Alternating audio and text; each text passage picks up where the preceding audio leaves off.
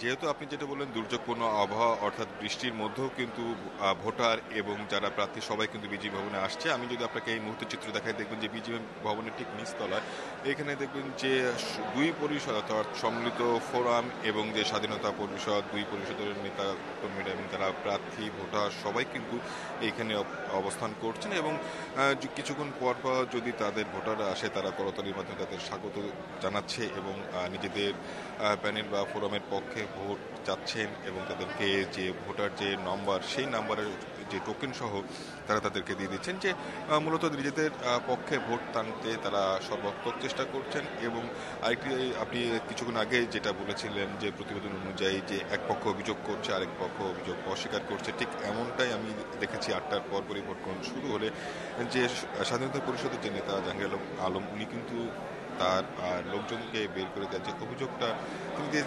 বলছেন যে এজেন্টকে থাকতে দেওয়া হচ্ছে না এবং ঠিক তার বিপরীত চিত্র যে ফোরাম থেকে তারা বলছে যে এই অভিযোগটা অস্বীকার করছে তারা বলছে যে সুষ্ঠু শান্তিপূর্ণভাবে ভোট চলছে। আপনি দেখছেন যে এখানে ফারুক খান যিনি হচ্ছে যে সহসভাপতি সহ জাহাঙ্গীর আলম তারাও কিন্তু রয়েছে দুই পক্ষের নেতারাই কিন্তু এখানে রয়েছে এবং কিছুক্ষণ আগে নেহাত করিম কিন্তু গণমাধ্যমদেরকে জানিয়েছে যে ভোট শান্তিপূর্ণভাবে হবে এবং নির্বাচন শেষ হওয়ার কয়েক ঘন্টার মধ্যেই তারা ফলাফল জানিয়ে দেবে। সামগ্রিকভাবে যদি আপনাকে বলা যায় সেক্ষেত্রে দুই পক্ষই কিন্তু একটা উৎসব মুখর পরিবেশে ভোট গ্রহণ চলছে এবং শাহিদ, যেহেতু বিজিএমই এর নির্বাচন আসলে ৫ বছর পর অনুষ্ঠিত হচ্ছে, যেখানে ২ বছর পর অনুষ্ঠিত হওয়ার কথা। তো ৫ বছর পর এই নির্বাচন নিয়ে ভোটারদের মধ্যে উৎসাহ উদ্দীপনা কেমন দেখছেন? আচ্ছা সেক্ষেত্রে আপনি এই প্রশ্নটা লিখেছিলেন যেহেতু ৫ বছর পরে নির্বাচন হচ্ছে অর্থাৎ প্রত্যক্ষ ভোটের মাধ্যমে নির্বাচন হওয়ার কথা থাকলেও ২০১৫ সালে যখন সিদ্দিকুর রহমান এটার সভাপতি নির্বাচিত হয় তখন কিন্তু দুটি যে পক্ষ অর্থাৎ ফোরাম এবং পরিষদ দুই পক্ষ মিলে কিন্তু সমঝোতার ভিত্তিতে তারা কিন্তু এই সভাপতি পদটা নির্বাচন করছে অর্থাৎ দুই পক্ষ যদি সম্মিলিতভাবে নিজেদের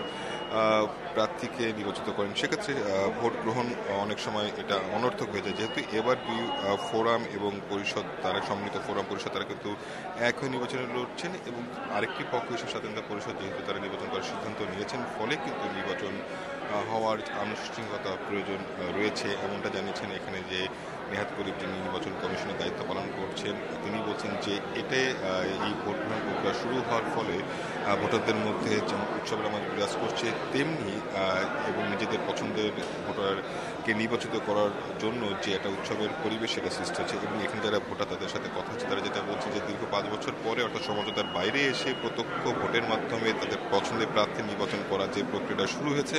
এটা যেন অব্যাহত থাকে অর্থাৎ সবাই যেন নিজেদের মতামত প্রকাশ করতে পারে তাদের পছন্দের প্রার্থীর ক্ষেত্রে বিজিএমইকে এই তৈরি পোশাক সংগঠনের মালিকদেরকে আরও এই সংগঠনকে আরও সামনের দিকে এগিয়ে নিয়ে যাওয়ার জন্য সমঝোতা থেকে ভোট দিতে পেরে তারা অনেকটাই খুশি এবং তারা আশা করছে যে এই প্রক্রিয়া যাতে ভবিষ্যতে অব্যাহত থাকবে এই প্রধান রপ্তানি কারক পণ্যের যাতে আরও এই সংগঠন যাতে আরও বেশি কার্যকর হয় এবং দুই পক্ষই কিন্তু নিজেদের প্রতিশ্রুতি